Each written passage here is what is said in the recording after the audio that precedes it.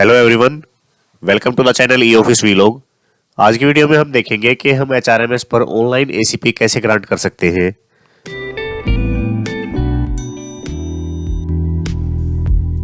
ACP grant करने की process हर department में अलग अलग हो सकती है, क्योंकि हर डिपार्टमेंट के अलग अलग यूजर्स बनाए गए हैं जहां पर हमें एसीपी की नोटिंग जनरेट करके फॉरवर्ड करनी होती है। और अलग अलग पोस्ट के लिए भी जो अप्रूविंग अथॉरिटी है वो अलग है। जैसे कि मेरे डिपार्टमेंट में ग्रुप डी के लिए जो डिस्ट्रिक्ट ऑफिसेज है वो पूरी तरह से कम्पिटेंट है एसीपी ग्रांट करने के लिए, जबकि जो दूसरी पोस्ट है ग्रुप ए बी सी की, उनको अगर एसीपी ग्रांट किया जाना है तो उनका केस हमें हेडक्वार्टर फॉरवर्ड करना पड़ता है। तो इसलिए हर डिपार्टमेंट में अलग अलग प्रोसेस हो सकता है अलग अलग पोस्ट के लिए एचआरएमएस पर एसीपी ग्रांट करने का। तो इस वीडियो में हम देखेंगे ग्रुप डी की पोस्ट के लिए अगर डिस्ट्रिक्ट ऑफिस ही कम्पिटेंट है तो उस केस में हम एम्प्लॉय को एसीपी कैसे ग्रांट कर सकते हैं। सबसे पहले आपको लेवल एडमिन यूजर लॉगिन करना है। लेवल एडमिन यूजर लॉगिन करके आप स्टार्टिंग में ये देखें कि किसी पोस्ट के लिए एसीपी ग्रांट करने की परमिशन लेवल एडमिन यूजर से चेकर को दी गई है या नहीं। अगर परमिशन नहीं दी गई है तो परमिशन ग्रांट करें। उसके लिए आपको यूजर मैनेजमेंट में यूजर परमिशन पे जाना है। यहां से चेकर की यूजर आईडी सिलेक्ट करें। उसके बाद परमिशन सिलेक्ट करें। परमिशन में सबसे पहली परमिशन है नोटिंग जनरेट करने की।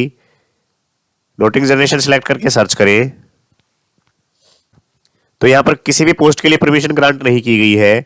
जिस पोस्ट के लिए आप जनरेट करना चाहते हैं उस पोस्ट को सिलेक्ट करके अपडेट करें। यहां पर आप एक साथ कई पोस्ट को सिलेक्ट करके अपडेट नहीं कर पाएंगे। आपको एक पोस्ट के सामने टिक करना है और उसको अपडेट करना है।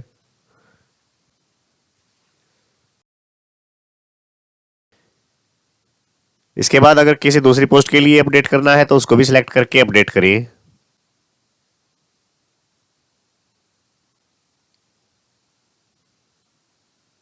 इसी तरीके से फिर आपको एसीपी नोटिंग फॉरवर्ड सिलेक्ट करना है। नोटिंग फॉरवर्ड करने के लिए भी जो जिस जिस पोस्ट के लिए आप देना चाहते हैं अप्रूवल उसकी परमिशन ग्रांट करें।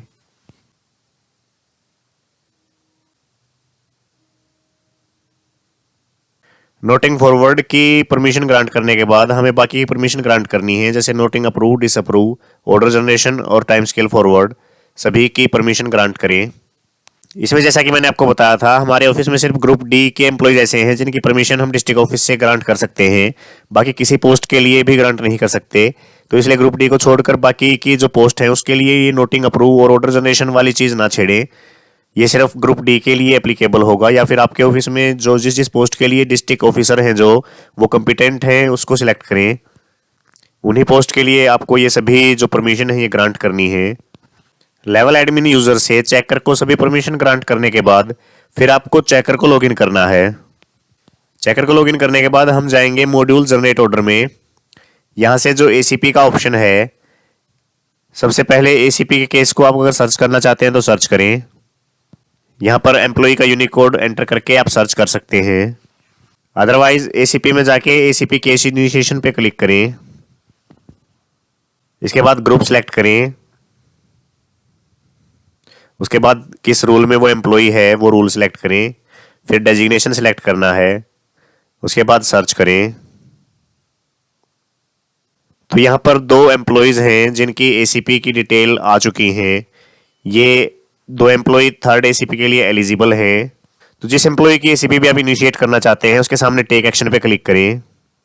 यहाँ पर राइट साइड में एम्प्लॉय की जो ऑनलाइन सर्विस बुक है जो एचआरएमएस में वो ओपन हो जाएगी, और लेफ्ट साइड में जो ये डिटेल्स मांग रहा है वो आपको फिल करनी है।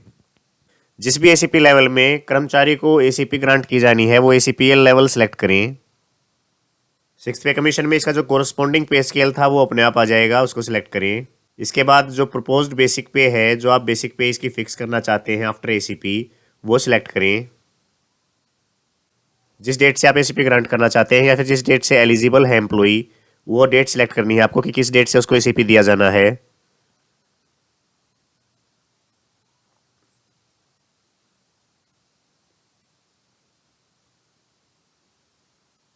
इसके बाद फिट फॉर प्रमोशन सिलेक्ट करना है। इसे ये ऐसे सिलेक्ट करें क्योंकि एम्प्लॉय को एसीपी तभी मिलती है जब वो प्रमोशन के लिए फिट हो। अब यहाँ से आपको रूल सिलेक्ट करना है कि किस रूल के तहत इसको एसीपी ग्रांट की जानी है। यहाँ पर ये 5 रूल शो कर रहा है। जो पहले 3 रूल हैं 7 का 1, 2 और 3, इन तीनों में ये सेम चीज शो कर रहा है कि एम्प्लॉय इनिशियली रेगुलराइज्ड हुआ था इस पोस्ट पर और इसी पोस्ट पर इसको एसीपी मिलनी है। जो 7 का 4th रूल है उसमें अगर किसी एम्प्लॉय की प्रमोशन हो चुकी है उसके बाद उसको एसीपी ग्रांट किया जाना है तो 7 का 4 सिलेक्ट करना है। जो 13 रूल है उसमें अगर किसी एम्प्लॉय की प्रमोशन हो चुकी है और प्रमोशन होने से पहले जो पोस्ट थी उस पर उसको एसीपी दिया जाना है तो उसके लिए रूल 13 सिलेक्ट करें। तो जो भी रूल आपके लिए एप्लीकेबल है यहां से वो रूल सिलेक्ट करें। इसके बाद रिमार्क्स में अगर आप कुछ लिखना चाहते हैं तो लिख सकते हैं। एसीआर वेरिफिकेशन में जहां पर भी आपके डिपार्टमेंट में एसीआर रखी जाती है पोस्ट के हिसाब से वो एसीआर वेरिफिकेशन लेवल सिलेक्ट करें और उसके बाद सेव एंड नेक्स्ट पे क्लिक करें।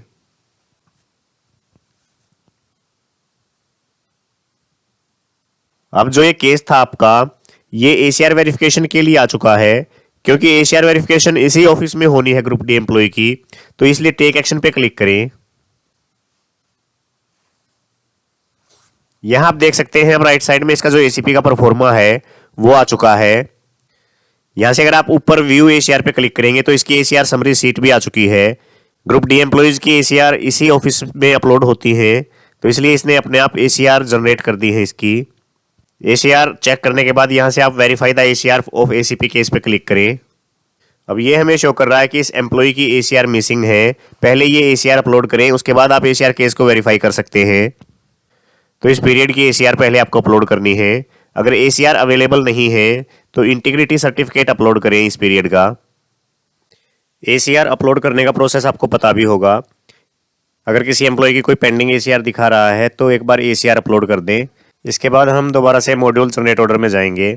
उसके बाद एसीपी केस में केस फॉरवर्ड। अब यहाँ पर ये केस शो हो रहा है हमारे पास, इस एम्प्लॉय का केस हमने फॉरवर्ड किया था तो इस पे टेक एक्शन पे क्लिक करें। अगर आप किसी एम्प्लॉय की एसीपी परमिशन चेक करना चाहते हैं तो यहाँ पर क्लिक ही टू चेक पे क्लिक करके एसीपी परमिशन भी चेक कर सकते हैं। अब इस एम्प्लॉय की एसीआर अपलोड हो चुकी हैं। इसके बाद आप एसीआर समरी शीट को अगर व्यू करेंगे तो यहाँ पर ये सभी एसीआर आपको शो कर देगा। इसके बाद आप रिमार्क्स में जो कुछ डालना चाहें वो डाल सकते हैं, जैसे एसीआर अटैच्ड, या अगर आप और कुछ लिखना चाहें तो लिख सकते हैं। इसके बाद हमें दोबारा से एसीपी केस को फॉरवर्ड करना है। अगर आपके एचआरएमएस लॉगिन में कोई दूसरा यूज़र है जिसके पास एसीपी केस फॉरवर्ड किया जाना है तो यहाँ से उसको सिलेक्ट करें। मेरा जो एचआरएमएस लॉगिन है उसमें सिर्फ एक ही चेकर है तो उसी के पास मैं केस को दोबारा से फॉरवर्ड करूँगा। इसके बाद verify the ACR of ACP case पे क्लिक करें तो ये केस दोबारा से फॉरवर्ड हो चुका है। एसीआर वेरीफाई करने के बाद दोबारा से टेक एक्शन पे क्लिक करें। अब यहाँ पर ये शो कर रहा है कि आपके सिग्नेचर अपलोड नहीं है। सबसे पहले चेक करके सिग्नेचर अपलोड करने हैं, उसके बाद ही हम आगे प्रोसीड कर पाएंगे। यहाँ पर जो भी चेकर है उसका यूनिक कोड इसने शो भी कर दिया है, तो ये जिस एम्प्लॉय का यूनिक कोड होगा उसके सिग्नेचर अपलोड होंगे। पहले सिग्नेचर अपलोड करें। इसके बाद ये आपको ऑटोमेटिकली अपलोड सिग्नेचर वाले पेज पर ले आएगा। यहाँ पर जिस एम्प्लॉय का भी नाम यहाँ पर चेकर में शो हो रहा है, जैसे यहाँ पर सोहन कुमार का नाम है, उसी एम्प्लॉय के सिग्नेचर आपको अपलोड करने हैं। सबसे पहले इस एम्प्लॉय का यूनिक कोड एंटर करके सर्च करें। उसके बाद यहाँ से चूज फाइल पे क्लिक करके उसके जो स्कैन सिग्नेचर हैं उनको सिलेक्ट करें। सिलेक्ट करने के बाद यहाँ पर डेट एंटर करनी है आपको, किस डेट से वैलिड है ये सिग्नेचर। इसके बाद अपलोड पे क्लिक करें। तो इस एम्प्लॉय के सिग्नेचर अपलोड हो चुके हैं। इसके बाद दोबारा से हमें उसी स्टेप पर जाना है एसीपी केस फॉरवर्ड में और यहाँ फिर से टेक एक्शन पे क्लिक करना है। अब चेक करके साइन भी अपलोड हो चुके हैं और एसीआर भी वेरीफाई हो चुकी हैं। तो यहाँ से आपको सिलेक्ट करना है फॉरवर्ड टू अनदर यूजर या फिर फॉरवर्ड टू जनरेट नोटिंग। यहाँ पर अगर एम्प्लॉय को एसीपी ग्रांट करने की पावर आपके ही डीडीओ के पास है तो जनरेट नोटिंग पर फॉरवर्ड करें केस को। जैसे ग्रुप डी का एम्प्लॉय है तो इसको जो एसीपी ग्रांट किया जाना है वो यही डिस्ट्रिक्ट में ही किया जाना है, तो जनरेट नोटिंग पर केस को फॉरवर्ड कर दें। अदरवाइज कोई ऐसा एम्प्लॉय है जिसकी एसीपी हेडक्वार्टर से अप्रूव होनी है तो उसके लिए फॉरवर्ड टू अनदर यूजर पे क्लिक करके दूसरे यूजर का नाम सेलेक्ट करें। जैसे कि अगर आप फॉरवर्ड टू अनदर यूजर पे क्लिक करेंगे तो यहाँ पर सिलेक्ट करने का ऑप्शन आ जाएगा। अब ये ग्रुप डी का एम्प्लॉय है तो इसके लिए लेवल 3 जो शो हो रहा है वो यही डिस्ट्रिक्ट ऑफिस का शो हो रहा है। अगर क्लास सी का एम्प्लॉय होता ये तो यहाँ पर आपके हेडक्वार्टर का यूजर शो हो जाता और उसको सिलेक्ट करके आप उसके पास फॉरवर्ड कर देते। बाकी आगे जो नोटिंग जनरेट करने का और ऑर्डर जनरेट करने का काम है वो फिर आपके हेडक्वार्टर का था। और कई बार एसीआर वेरिफिकेशन भी आपके हेडक्वार्टर लेवल पर होती है, तो उस केस में भी आपको एसीआर पर फॉरवर्ड करते टाइम ही हेडक्वार्टर पे फॉरवर्ड कर देना है केस। तो यहाँ तक ही आपका काम रहेगा एसीपी केस में, अगर हेडक्वार्टर से एसीपी लगनी है तो। इसके बाद जब लास्ट में केस वापस आपके पास आएगा तो आपको सिर्फ पे फिक्सेशन की एंट्री करनी पड़ेगी। आपके हायर ऑफिस में अगर किसी एम्प्लॉय को एसीपी ग्रांट की जानी है तो उसके लिए जो स्टेप्स होंगे वो अब जैसे हम आगे स्टेप्स करेंगे वो सेम उसी तरह से होंगे। अगर ग्रुप डी के एम्प्लॉय की एसीपी आपके ही ऑफिस में लगती है तो उसके लिए जो स्टेप्स हैं, जो सारे स्टेप होते हैं एसीपी केस में, वो इस वीडियो में हम देख रहे हैं। तो उस केस में आप सीधा जनरेट नोटिंग पर फॉरवर्ड कर देंगे केस को। रिमार्क्स में आप जो देना चाहें वो दे सकते हैं। इसके बाद इसको सेव कर दें। तो आपका केस फॉरवर्ड हो चुका है। इसके बाद आपको मॉड्यूल में एसीपी में जनरेट नोटिंग पे जाना है। यहां पर आपको केस टाइप सेलेक्ट करना है, प्रीवियस रिकॉर्ड या फिर न्यू रिकॉर्ड। जब आप न्यू रिकॉर्ड पे क्लिक करेंगे तो यहां पर आपको केस शो हो जाएगा। इसको सिलेक्ट करके सेव एंड नेक्स्ट पे क्लिक करें।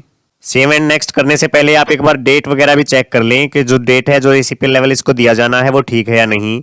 अगर सब ठीक है तो सेव एंड नेक्स्ट पे आप क्लिक कर सकते हैं। सेव एंड नेक्स्ट करने के बाद ये रिकॉर्ड आपको अब प्रीवियस रिकॉर्ड में शो होगा।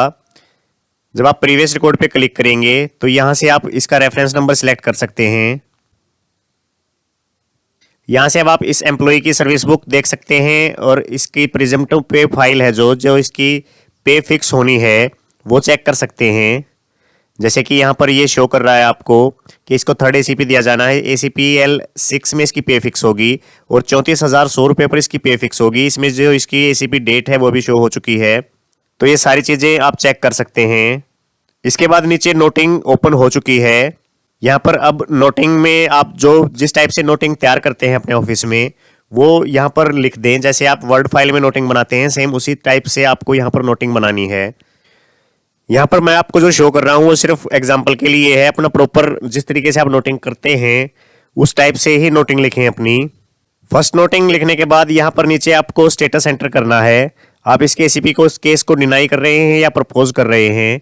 तो इसको प्रपोजल के लिए हमने भेजना है तो प्रपोज सेलेक्ट करेंगे। उसके बाद ये एसीपी डिटेल्स हैं इसकी। अगर इसकी पे फिक्सेशन में कोई भी गड़बड़ आपको लग रही है तो यहाँ से आप उसका जो एसीपी लेवल है या बेसिक पे है, जो थर्ड एसीपी पे उसको मिलना है जिस एसीपी डेट से, तो वो आप यहाँ से चेंज कर सकते हैं। उसके बाद रिमार्क्स में आप जो डालना चाहें वो डाल सकते हैं। इसके बाद आपको सेकेंड नोटिंग भी एंटर करनी है। यहाँ पर जिसके सामने स्टार लगा हुआ है वो सभी एंटर करना मैंडेटरी है। नोटिंग 2 के आगे भी स्टार है तो इसमें भी आप नोटिंग एंटर कर सकते हैं। अगर आपकी नोटिंग सेम है तो सेम चीज़ें इसमें भी एंटर कर दें। यहाँ से नोटिंग जिसने भी तैयार की है उसका नाम सिलेक्ट होगा, क्लर्क एक्चुअल या फिर क्लर्क वर्किंग। नीचे नाम भी शो कर दिया इसने। मेनली यहाँ पर जो चेकर होगा उसी का नाम शो होगा। इसके बाद आप इसको सेव कर सकते हैं। अगर आप इसमें श्योर नहीं है तो इसका प्रिंट आउट लेना चाहें तो प्रिंट आउट भी ले सकते हैं। और अगर आप इसमें श्योर हैं कि इसके बाद आपको इसमें कुछ भी चेंज नहीं करना है तो यहाँ से आप सीधा जनरेट नोटिंग पे क्लिक कर सकते हैं। यहाँ पर ये शो भी कर रहा है आपको कि एक बार अगर नोटिंग जनरेट होगी तो फिर आप उसको डिलीट नहीं कर पाएंगे या ना ही उसको एडिट कर पाएंगे। तो एक बार पूरी तरह से आप इसकी जो डाटा है उसको दोबारा से चेक करना चाहें तो दोबारा से चेक कर सकते हैं। मेनली इसमें जो एसीपी डिटेल है, इसकी जो पे फिक्सेशन होनी है वही चेक करना ज़रूरी है। इसका एसीपी नंबर, एसीपी लेवल, इसकी बेसिक पे और एसीपी डेट, ये चीज़ें ज़रूर चेक करें। अगर ये सारी चीज़ें सही हैं तो आप जनरेट नोटिंग पे क्लिक कर सकते हैं। उसके बाद ओके पे क्लिक करें। यहाँ से अब ईमेल पर और मोबाइल नंबर पर ओटीपी जाएगा। अगर ईमेल या मोबाइल नंबर में कोई भी चीज़ एंटर नहीं है या फिर गलत है तो चेंज कर सकते हैं। आप यहाँ से ईमेल अपडेट नहीं कर पाएंगे, उसके लिए आपको यूज़र मैनेजमेंट में ही जाना पड़ेगा अपनी प्रोफाइल अपडेट करने के लिए। इसके बाद सेंड ओटीपी पे क्लिक करें तो आपके मोबाइल पे और अगर ईमेल अपडेट होगी तो आपकी ईमेल पे भी ओटीपी जाएगा। उसके बाद यहाँ पर आपको ओटीपी एंटर करना है। ओटीपी एंटर करने के बाद इसको वेरीफाई करें तो आपकी नोटिंग जनरेट हो जाएगी। इसके बाद ओके पे क्लिक करें। नोटिंग जनरेट करने के बाद आपको दोबारा से मॉड्यूल में जाना है। मॉड्यूल में एसीपी में फॉरवर्ड नोटिंग पे क्लिक करें। यहाँ पर आपको जनरेटेड नोटिंग पे क्लिक करना है। जनरेटेड नोटिंग पे क्लिक करेंगे तो यहाँ पर जो आपने जनरेट की थी अभी नोटिंग वो आपको शो हो जाएगी, उस पर क्लिक करें। इसके बाद आपको एक्शन के सामने जो सिलेक्ट है उसको सिलेक्ट करना है। यहाँ पर आपके पास 3 ऑप्शन है, forward, approve and forward, disapprove and forward. अगर अप्रूवल की पावर आपके पास नहीं है, जो भी चेकर है, तो आप इसको सिंपली फॉरवर्ड कर सकते हैं नेक्स्ट चेकर के पास। अगर इसी ऑफिस में केस अप्रूव होना है तो आप अप्रूव एंड फॉरवर्ड पे क्लिक करें। इसके बाद फॉरवर्ड टू में यही चेकर शो होगा आपके सामने, क्योंकि इसमें सिंगल ही चेकर है, सारा काम यहीं पर होना है इस ग्रुप के एम्प्लॉय का। उसके बाद रिमार्क्स में आप जो लिखना चाहें वो लिख सकते हैं और उसके बाद अप्रूव पे क्लिक करें। अब दोबारा से आपके पास ओटीपी जाएगा। ओटीपी एंटर करने के बाद वेरीफाई करें। तो ये एसीपी की नोटिंग अप्रूव हो चुकी है। अब आपको एसीपी के जनरेट ऑर्डर वाले लिंक में जाना है। जनरेट ऑर्डर पे क्लिक करें। यहां पर अप्रूव्ड नोटिंग ही सिलेक्ट रहेगा। अप्रूव्ड नोटिंग में केस सिलेक्ट करें। लास्ट स्टेप पर अगर आपने नोटिंग फाइल डाउनलोड नहीं की थी तो यहां से भी आप डाउनलोड करके उसका प्रिंट ले सकते हैं। यहां पर लिंक आपको दिख रहा होगा, डाउनलोड नोटिंग फाइल। इसके बाद यहां पर file number, order date, sanction date सब कुछ आपको शो हो जाएगा। अगर आप ऑफलाइन पहले अप्रूव कर चुके हैं तो भी आप इसको चेंज नहीं कर पाएंगे, क्योंकि ऑनलाइन आपने अभी केस जनरेट किया है। तो इस पर ऑर्डर डेट जिस दिन को भी आप जनरेट करेंगे उसी दिन का आएगा। सैंक्शन डेट भी आप चेंज नहीं कर पाएंगे। प्लेस में जहां पर भी आपका ऑफिस है वो आप एंटर कर सकते हैं। अब यहाँ पर इसकी डिटेल्स हैं कि कौन सा एसीपी है, किस डेट से दिया जाना है, एसीपीएल लेवल क्या है और बेसिक पे क्या होगी। यहाँ से भी आप अगर कुछ चेंज करना चाहें तो चेंज कर सकते हैं ऑर्डर जनरेशन के टाइम पे। लेकिन बेहतर होगा कि आप नोटिंग जनरेशन वाले पेज पर ही सारी चीज़ें ठीक करें, क्योंकि अगर आप वहाँ पर ठीक नहीं करते हैं तो नोटिंग में कुछ और पे फिक्सेशन होगी और यहाँ पर कुछ और होगी। तो इसमें आगे भी कोई मिसमैच या फिर कोई एरर आ सकता है HRMS में। यहाँ पर अगर पिछले जो चेकर था उसने प्रेजेंटिव पे फाइल अटैच की होगी तो आप वो भी डाउनलोड करके देख सकते हैं। ये नोटिंग फाइल शो कर रहा है आपको, जो नोटिंग आपके पास आई है अप्रूव होके। इसके बाद आपको ऑर्डर लिखना है। ऑर्डर में भी जिस टाइप से आप ऑर्डर बनाते हैं सेम उसी टाइप से ऑर्डर बना सकते हैं। एक तरह से HRMS पर अब आपकी ऑनलाइन सर्विस बुक चल रही है, इसलिए मैं आपको बोल रहा हूँ कि जैसे भी प्रॉपर वे में आप ऑर्डर जनरेट करते हैं और नोटिंग जनरेट करते हैं, सेम उसी तरीके से इसमें भी नोटिंग और ऑर्डर बनाएं। आप चाहें तो अपनी वर्ड की फाइल से जो आपने ऑफलाइन केस अप्रूव करवाया है उससे भी कॉपी पेस्ट कर सकते हैं। यहाँ पर ऑर्डर 1 ही मैंडेटरी है, ऑर्डर 2 पे स्टार नहीं लगा हुआ तो इसको एंटर करना जरूरी नहीं है। तो ऑर्डर 1 वाली फाइल में अपने प्रॉपर ऑर्डर जो भी आपके हैं एसीपी के वो एंटर करके, और उसके बाद अगर आप इस ऑर्डर को किसी को कॉपी करना चाहते हैं तो सीसी में एंटर कर सकते हैं। अगर इंटरनल डिस्ट्रीब्यूशन के लिए भेजना चाहते हैं तो यहाँ पर उसको लिख सकते हैं, उसका एड्रेस जिसको भी आप भेजना चाहते हैं। उसके बाद इसको आप सेव भी कर सकते हैं। अगर आप इसमें श्योर हैं कि ये ठीक है और फाइनल है तो आप इसको जनरेट ऑर्डर पे क्लिक करें।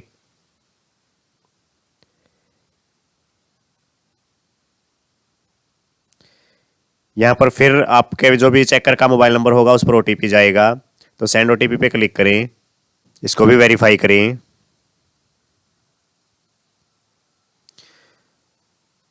तो आपके एसीपी के ऑर्डर जनरेट हो चुके हैं। इसके बाद आप मॉड्यूल में जाकर अगर एसीपी पे जाएंगे तो लास्ट स्टेप है जो, उसमें आप ऑर्डर चेक भी कर सकते हैं। तो यहाँ पर इस एम्प्लॉय को हमने एसीपी ग्रांट की है। यहाँ से आप इसकी सर्विस बुक, इसका एसीपी परफॉर्मा, इसकी नोटिंग फाइल, इसकी एसीपी ऑर्डर फाइल, कोई भी जो भी आप चाहें वो चेक कर सकते हैं। अगर बाई चांस आपसे गलत एसीपी ग्रांट कर दी जाती है या फिर एज ए पनिशमेंट किसी की एसीपी वापस कर दी जाती है सक्षम अधिकारी के द्वारा, तो आप यहाँ से इसके ऑर्डर रिवर्ट भी कर सकते हैं। इसके ऊपर अगर कोई ऐसा केस हमारे सामने आता है तो उसके बाद ही आपको कोई वीडियो मिल पाएगी, अगर आपको किसी के ऑर्डर रिवर्ट करने हैं तो। फिलहाल यहाँ तक इसकी एसीपी ग्रांट करने की जो प्रोसेस है एक एम्प्लॉय को, वो पूरा प्रोसेस हमने इस वीडियो में देख लिया है। इसके बाद इसकी पे फिक्सेशन हम चेक करेंगे। अब किसी भी एम्प्लॉय को अगर एसीपी दी जाती है फिर उसकी प्रमोशन होती है तो उसके बाद हमें उसकी पे फिक्स करनी पड़ती है। तो इसके लिए हम ट्रांजेक्शन में जाएंगे। ट्रांजेक्शन में जाके डीडीओ ट्रांजेक्शन में जाके पे फिक्सेशन पे क्लिक करें। यहां पर आपको टाइप सिलेक्ट करनी है तो इसमें एसीपी सिलेक्ट करें। अब यहां पर अगर आपने ऑनलाइन एसीपी ग्रांट की है और आपका पूरा प्रोसेस सही है तो यहां पर आपको उस एम्प्लॉय का नाम शो हो जाएगा। इसके बाद टेक एक्शन पे क्लिक करें। यहां पर पे फिक्सेशन करते टाइम इस एम्प्लॉय के एसीपी ऑर्डर भी ओपन हो जाएंगे। यहां पर आपको फाइल नंबर एंटर करना है, जो भी फाइल नंबर था आपको जब आपने नोटिंग जनरेट की थी तो उस टाइम पे फाइल नंबर आया था। उसके बाद ऑर्डर डेट अपने आप आ जाएंगे। सैंक्शन डेट आपको सिलेक्ट करनी है। उसके बाद प्लेस एंटर करें। जिन भी ऑप्शंस पर स्टार लगा हुआ है उनको एंटर करना मैंडेटरी है। यहाँ पर ऑर्डर एंटर करने के बाद उसके बाद आपको अब इसकी पे फिक्सेशन करनी है। अब यहाँ पर सबसे पहले आपको ये इसकी एग्जिस्टिंग डिटेल्स दिखाएगा, जो इसको एनुअल इंक्रीमेंट मिली हुई है अब इसकी जो चल रही है एसीपी ग्रांट करने से पहले, इसके बाद आपको नीचे आके इसकी पे दोबारा से फिक्स करनी है। जैसे 1/2/2021 से इसकी 34,100 रुपये फिक्स हो चुकी है एसीपी मिलने के बाद। तो यहाँ पर हम एंटर करेंगे थर्ड एसीपी। अब ये पे नोशनल है या नहीं ये भी आपको सिलेक्ट करना है। ये इसको 1/2/2021 से एक्चुअल में ग्रांट हुई है तो ये नोशनल नहीं है, तो इस पे नो पे क्लिक करें। इसके बाद एनुअल इंक्रीमेंट मिलेगी इसको 1/7/2021 को। आपने रूल्स देखे होंगे कि अगर 1/2/2021 को इसको एसीपी मिली है तो इसको 1/1/2022 से एनुअल इंक्रीमेंट मिलनी चाहिए थी। लेकिन उसके बाद फाइनेंस डिपार्टमेंट ने इंस्ट्रक्शन इशू कर दी थी कि अगर इसको 1/7/2021 को एनुअल इंक्रीमेंट मिलने के बाद इसको ज़्यादा बेनिफिट था तो 1/7/2021 को ही इसकी पे हमें दोबारा फिक्स करनी पड़ेगी और उसके बाद जो इसकी एनुअल इंक्रीमेंट है वो 1/7/21 से ही इसको मिलती रहेंगी। अगर आपके पास वो इंस्ट्रक्शंस नहीं है तो आप ईमेल करके बताएं, वो इंस्ट्रक्शन मैं आपको फॉरवर्ड कर दूंगा। तो अब 1/7/2021 से ही इसको एनुअल इंक्रीमेंट मिलेगा और इसकी दोबारा से पे फिक्स होगी 1/7/2021 को। तो 34,100 रुपये इसकी 1/2/2021 को फिक्स हुई थी, तो 1/7/2021 से इसको नेक्स्ट एनुअल इंक्रीमेंट मिल जाएगी। यहाँ पर आपको पे कमीशन सेलेक्ट करना है। उसके बाद पे स्केल में अब इसकी जो पे है वो ACPL 6 में ही चलेगी, तो यहाँ से ACPL 6 सिलेक्ट करें। उसके बाद जो भी आपको इसकी पे फिक्स करनी है वो सिलेक्ट करें। ये पे फिक्सेशन के ऑर्डर आपके पास ऑफलाइन भी होंगे, उसमें से भी आप देख सकते हैं कि इसकी जो पे फिक्सेशन है वो किस तरीके से हुई है और 1/7/2021 को इसकी कितनी पे फिक्स की जानी है। उसके बाद रिमार्क्स में एनुअल इंक्रीमेंट, इसके बाद 1/7/2022 को इसको एनुअल इंक्रीमेंट मिलेगी, उसके लिए भी इसका पे कमीशन सिलेक्ट करें। उसके बाद ACPL 6। अब यहाँ से दोबारा आपको पे सिलेक्ट करनी है कि इंक्रीमेंट मिलने के बाद इसकी 1/7/2022 को कितनी पे फिक्स होगी। यहाँ पर भी रिमार्क्स में एनुअल इंक्रीमेंट लिखें। तो आपने ये पे फिक्सेशन की एंट्रीज कर दी हैं। अगर इसके अलावा भी कोई और पे फिक्सेशन होनी है इस पीरियड के दौरान तो यहाँ से आप ऐड मोर करके अलग से भी रो ऐड कर सकते हैं और वहाँ पर सिलेक्ट कर सकते हैं कि उसकी एनुअल इंक्रीमेंट की एंट्री है या ACP की है या किस टाइप की है। तो ये सारी डिटेल एंटर करने के बाद अब इसकी पे फिक्सेशन डिटेल है। यहाँ पर ऑर्डर 2 मैंडेटरी नहीं है, ऑर्डर बाई में जो भी अप्रूवल अथॉरिटी है क्लास 4 एम्प्लॉय को जो भी ACP ग्रांट कर सकता है उस अथॉरिटी का नाम लिख सकते हैं आप यहाँ पर, उसका डेजिग्नेशन। अगर आप इंटरनल डिस्ट्रीब्यूशन की एंट्री करना चाहते हैं तो वो करें, कॉपी करना चाहते हैं ऑर्डर किसी को तो CC में एंट्री करें। तो ये आपकी ACP के बाद पे फिक्सेशन पूरी हो चुकी है। इसके बाद इसको सेव एज ड्राफ्ट करके इसको सेव कर दें। तो ये आपका जो पे फिक्सेशन का ड्राफ्ट था वो भी सेव हो चुका है। इसके बाद जनरेट ऑर्डर पे क्लिक करें। यहाँ पर अब जनरेट ऑर्डर करते टाइम दोबारा से फिर OTP जाएगा, तो सेंड OTP पे क्लिक करें। इसके बाद इसको भी वेरीफाई करें। तो यहाँ पर आपकी पे फिक्सेशन का काम भी पूरा हो चुका है। तो ये पूरा प्रोसेस था ACP इनिशिएट करने से लेकर उस एम्प्लॉय को ACP ग्रांट होने के बाद उसकी पे फिक्सेशन करने तक का। तो ये सारा प्रोसेस आपका पूरा हो चुका है। अब आप सैलरी जनरेशन में जाके इसकी सैलरी चेक कर सकते हैं। सैलरी जनरेशन में जाने के बाद उसके बाद इसका डेजिग्नेशन सिलेक्ट करें। जब आप यहाँ पर सैलरी जनरेशन में इसकी डिटेल चेक करेंगे, ये एम्प्लॉय था हमारा और इसकी जो हमने पे फिक्स की है उसी के हिसाब से अब इसकी नेक्स्ट पे आ चुकी है। अब आगे जो इसकी सैलरी बनेगी वो इसकी नई पे के हिसाब से बनेगी, जो इसको ACP मिलने के बाद इसकी हमने पे फिक्सेशन की है उसके हिसाब से। और जो पास्ट इसका एरियर था वो आपको अलग से जनरेट करना पड़ेगा सैलरी एरियर में जाके ई सैलरी में। तो ये कंप्लीट पूरा प्रोसेस बिल्कुल ठीक तरीके से हो गया है। तो अगर अब आपको किसी भी एम्प्लॉय को ACP ग्रांट करनी है तो इस तरीके से आप उसको ACP ग्रांट कर सकते हैं। ये ग्रुप D के एम्प्लॉय का फर्स्ट स्टेप से लेकर लास्ट स्टेप तक का प्रोसेस था। अगर किसी और ग्रुप का कोई एम्प्लॉय है जिसकी किसी दूसरे ऑफिस में पे फिक्स होनी है तो उसके केस को आप फॉरवर्ड कर सकते हैं दूसरे ऑफिस में, जैसा कि मैंने वीडियो के बीच बीच में आपको बताया था। इसके अलावा भी अगर आप और कुछ पूछना चाहते हैं तो कमेंट करके बताएं या फिर ईमेल करें eofficevlog@gmail.com पर। वीडियो आपको कैसी लगी ये भी कमेंट करके जरूर बताएं। अगर आप चैनल पर नए हैं तो चैनल को सब्सक्राइब जरूर करें। आज की वीडियो में बस इतना ही, फिर मिलते हैं किसी नेक्स्ट वीडियो के साथ। तब तक के लिए जय हिंद।